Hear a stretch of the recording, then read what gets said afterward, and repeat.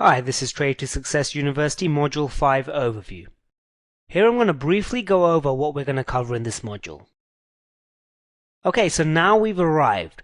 We're now going to get to the actual strategies that we use here at Trade to Success University to make consistent money from the forex market. This is really exciting stuff, so please make sure you pay full attention to this module. I'm first going to introduce the TTS Power Strategy section, where you will also see our primary price formation that we deal with, which is called an ABCD pattern. We will also identify the trade setup, which will nicely take us into our first power strategy. Obviously here I will cover the entry, stop placement and trade management. I'll also talk about the specific trading rules that we will pay attention to when trading this strategy.